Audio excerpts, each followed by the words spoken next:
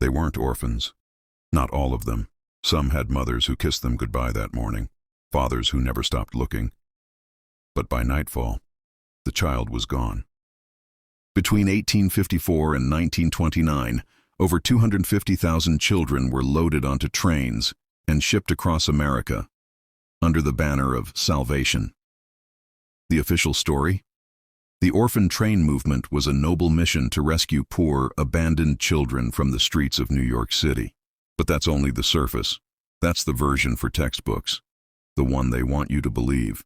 But scratch beneath that polished lie, and you'll uncover a darker mechanism, one that reeks of social engineering, class warfare, and the quiet manipulation of identity itself. Because these trains weren't just transporting children, they were erasing them, names stripped, language forgotten, families shattered. Many were handed over to complete strangers in towns they'd never heard of. No background checks, no safety, just a whisper from a judge and a stamp of approval. Why? Because broken children are moldable. Because when you sever the roots of a child, you don't just move their body, you uproot their soul. This wasn't about charity. It was about control. The elite reformers of the day, powerful industrialists and religious leaders, wanted to reshape America in their image. And they knew the easiest way to build a compliant society was to start with the youngest minds.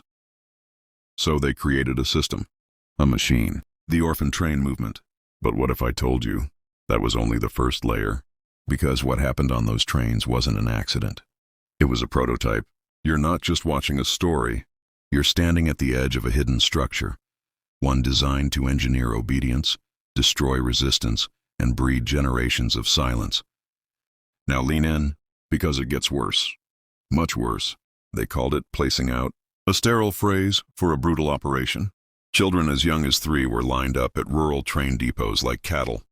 Auctioned, yes, auctioned, or to farming families who saw them as free labor, not as sons or daughters. And while America patted itself on the back for its Christian charity, the truth screamed silently behind barn doors and cellar walls. Beatings, starvation, exploitation. No laws protected these children. No system tracked their fate. Because the goal was never reunion. It was assimilation, to erase their former lives, their accents, their memories, their names. Some were too young to remember who they were. Others remembered too much. And for those children, the punishment was sharper. Shame became the leash, silence the cage. This wasn't just about orphans. This was a blueprint, a dry run for mass social reprogramming. You see, the elite social architects believed one thing: break the weak to protect the strong. They viewed poverty not as a tragedy, but as a genetic defect, an impurity. And the children?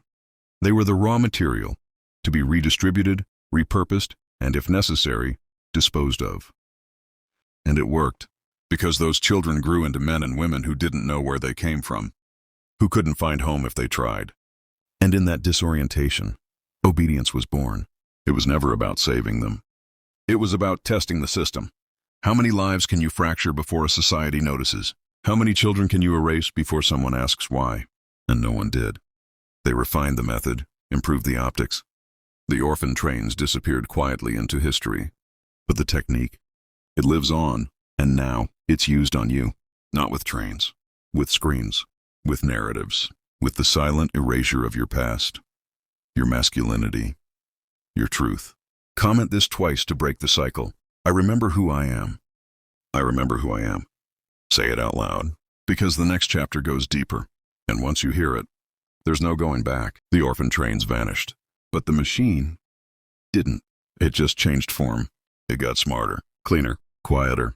Look at today. Children aren't being taken by trains anymore. They're being taken by algorithms, systems, and diagnoses. Labeled, medicated, segmented, isolated. The language is different. ADHD, trauma response, oppositional defiance. But the purpose is the same: compliance over identity. Because when a young mind can no longer trust its own emotions, its own memories, it becomes docile, programmable, a tool for someone else's agenda. Do you think it's a coincidence that fatherless homes have skyrocketed? That masculinity is demonized while weakness is rewarded? That boys are taught to apologize for their instincts, their energy, their fire? They want men without memory, men without roots. Because a man without memory is a man without power. You see, the orphan train system never ended. It was just digitized, institutionalized, streamlined. Back then, they shattered the child to control the man. Now they keep the child alive inside the man. Timid, confused, seeking permission to speak. And we let it happen. Because we were never told the truth. We were told history, but not the kind that awakens. The kind that sedates. They said, "You're free now." But are you? You're free to obey, free to forget, free to sit still while your instincts rot in silence. The tragedy of the orphan trains isn't just historical. It's prophetic. They tested how to erase a generation, and then used it on you. But here's the pivot point. Once you see the structure, it starts to collapse. Because these systems don't survive exposure. They only thrive in darkness. You are not lost. You were hidden, and what was hidden can rise, but only if you're ready to descend further. Into the final revelation, the one they fear the most. They didn't just steal children. They stole an inheritance, or not money, but something far more dangerous. Legacy. Because a man connected to his legacy is a man who won't kneel. He remembers the blood in his veins. He remembers where he came from and what was taken. But they replaced that bloodline with a barcode. Your ancestors were turned to ghosts, your roots buried under noise. And now you walk through life wondering why nothing feels real. Why success tastes hollow. Why your reflection feels like someone else's life. It's not an accident. It's a design.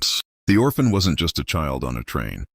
It was a symbol, a prototype for the modern man. Disconnected, distracted, drifting, and they've perfected the method. Today's orphan doesn't sleep in an alley. He sleeps under fluorescent lights. He scrolls in silence. He nods when told, and he never ever asks, "Who benefits from my confusion?" Because if he did, he'd start to see. He'd see the line stretching back 150 years. From the train platforms to the boardrooms, from the auction blocks to the algorithms. He'd see that every system he trusts, education, media, health, even identity itself, was built not to empower, but to redirect, to make him forget the raw, untamed force within him. But now you remember. You were never meant to be domesticated, never meant to be soft, forgetful, compliant. You were built to rise. Like the men who refused to disappear.